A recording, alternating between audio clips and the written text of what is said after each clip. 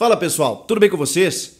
Eu queria falar sobre as mudanças já visíveis com a chegada de Mano Menezes ao Corinthians, a perspectiva daqui pra frente, evidentemente, e os bastidores desse comecinho de trabalho.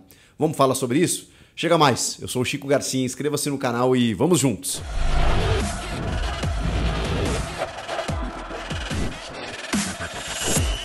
Depois do empate com o Flamengo, eu escutei atentamente a entrevista coletiva do técnico Mano Menezes e a gente ali, nas entrevistas pós-jogo, a gente acaba fazendo muitas leituras sobre postura do treinador, sobre o que ele pensa sobre determinadas situações. Em alguns momentos, a gente sabe que eles fogem de determinadas perguntas, em outros, muitas vezes, deixam nas entrelinhas, e a gente que acompanha esse negócio há muito tempo sabe muitas vezes os recados que os técnicos tentam passar, muitas vezes naquele espaço. Eles utilizam aquele espaço para desenvolver suas ideias, passar sinais, recados e tudo mais. Então, assim, queria falar muito sobre esse ainda muito começo do trabalho do Mano Menezes para a gente tentar imaginar o que vai ser daqui para frente.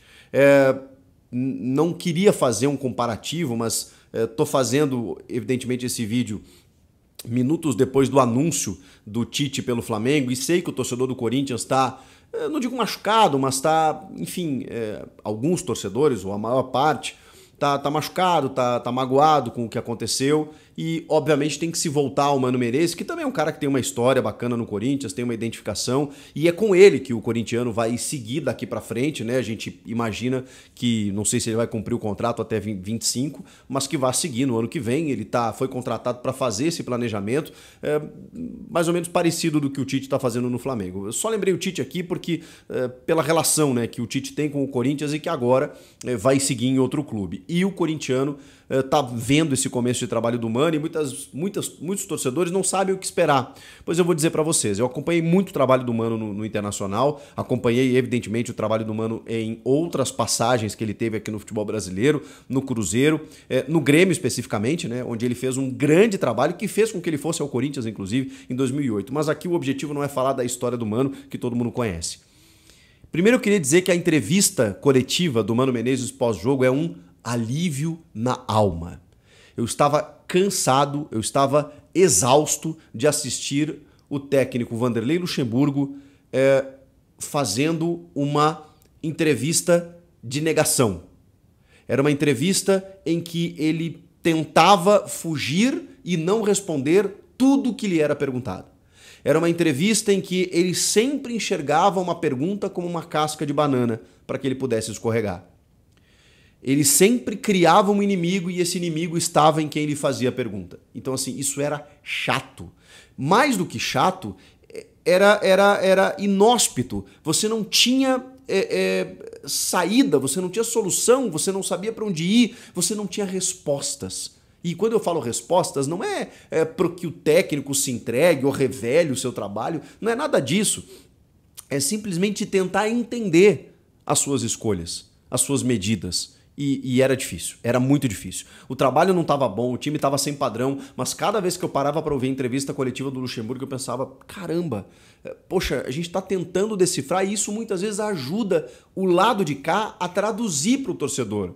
Porque a gente muitas vezes ouve um treinador e fala assim, gente, o Renato Augusto, vou dar um exemplo, saiu no intervalo porque ele sentiu dores na panturrilha e ele está sendo preservado porque ali na frente tem um jogo decisivo. A gente traduz o processo quando também a gente tem explicação do outro lado. Agora, quando começa a viajar, a falar de outras coisas e não querer analisar o jogo, fica complicado. Me deu um alívio quando o Mano Menezes respondeu as perguntas, falou sobre suas ideias, explicou por que o Renato Augusto saiu antes, por que o Bruno Mendes saiu antes, o que ele enxergou em termos de comportamento, por que ele manteve o Fábio Santos mesmo depois do jogo ruim contra o Fortaleza.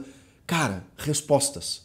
Eu sei que é começo, muitas vezes essa relação ela vai se modificando com o tempo e o técnico às vezes varia o seu temperamento na entrevista, é normal, dependendo do resultado. Às vezes depois de uma vitória o cara tá às vezes grandão, arrogante, não responde nada, tô falando num geral, né? Às vezes tá pianinho, às vezes quando perde, o Luxemburgo era assim, né? Ele começou a melhorar suas entrevistas quando ele estava já no final do trabalho, porque percebeu que a batata estava assando e aí foi um pouquinho mais dócil.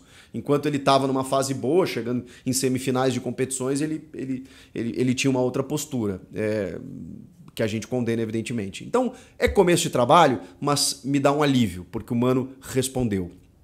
E o que a gente pôde ver já de mudanças no trabalho técnico? Eu até já falei aqui na análise pós-jogo que é muito claro, nítido, que você vê as linhas compactadas. O que é isso para o torcedor?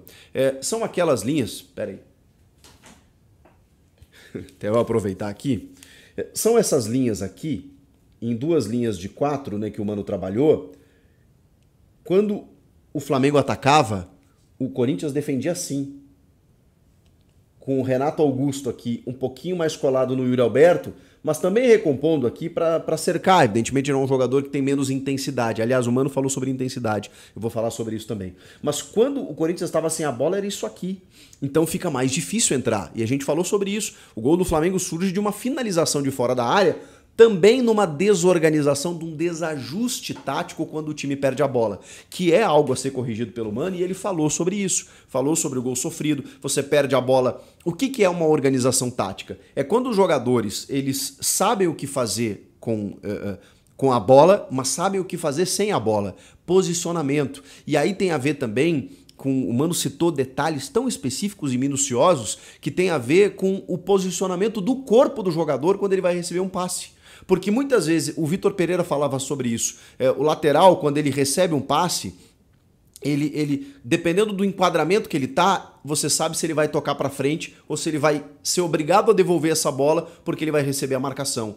Muitas vezes o posicionamento do corpo do jogador já indica para o adversário o que ele vai fazer, mas pode muitas vezes enganar esse adversário que está querendo fazer uma cobertura e que acaba sofrendo uma ultrapassagem nessa linha. E aí o jogador já toma a frente. Um detalhe, um exemplo específico sobre algo que o Mano Menezes entende e que, segundo relatos de jogadores, tem sido discutido já nos treinamentos. Ele tem muito poucos treinamentos ainda. Agora a gente vai ter um período maior de 10 dias de preparação, inclusive não haverá uma folga muito grande. Nessa terça-feira o time já volta aos trabalhos para o jogo contra o Fluminense na quarta-feira, no dia 18, no Maracanã, onde a gente vai ter uma ideia um pouco melhor. É natural que o Mano queira corrigir defensivamente o Corinthians inicialmente, mas ele mesmo, numa pergunta da Jordana, minha colega da Band News FM, ele, de uma forma muito... o Mano estava cheio de sorrisinhos irônicos, né? Responde ao Marco Belo, inclusive, né? Quando o Marco disse que dentro do campo deu para observar certas coisas, ele falou assim, mas você estava em que posição dentro do campo? De 5, de 9, de 10? E aí o Marco até respondeu, se precisar eu jogo de 5 e tal. Aí ele deu uma risadinha, tô brincando e tal, normal. E da Jordana, quando questionado sobre o DNA defensivo, ele fala assim, poxa, eu terminei o jogo com o Yuri Alberto, o Felipe Augusto, o Romero, o Pedro, acho que eu tô mudando o meu DNA.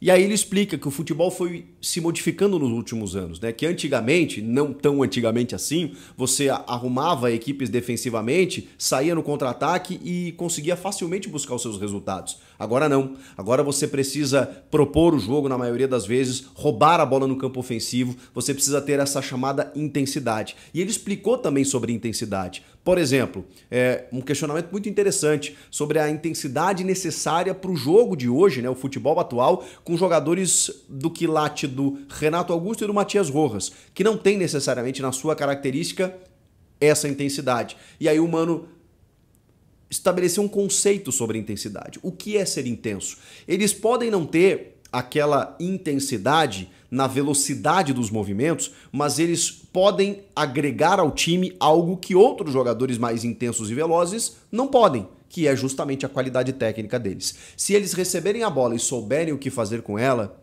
a gente tende a buscar os resultados de forma mais fácil. Porque um time ele é feito de várias valências. Você tem que ter o intenso, você tem que ter o marcador, você tem que ter o cerebral, você tem que ter o definidor. É dessa forma que o Mano pensa como futebol. Então, já me alegrou, surpreendeu positivamente e me acalmou, eu diria até, a entrevista do Mano falando sobre futebol. Além das mudanças que a gente já viu iniciantes ainda dentro do campo de jogo e que podemos ver mais na sequência. Com isso, mesmo 4 pontos da zona do rebaixamento, não acredito que o Corinthians vá continuar flertando com isso, a tendência de uma recuperação até o final da temporada e aí sim, ao final, uma reformulação, pensando, respeitando as características de um jogo que o Mano pretende fazer para o ano que vem, aproveitando uma janela, uma nova diretoria, e aí tem muitas incógnitas, né? incógnitas, né, até o final do ano. Então, nesse momento é sair de onde está, mas evoluir taticamente dentro de uma organização que já se mostra visível dentro de campo.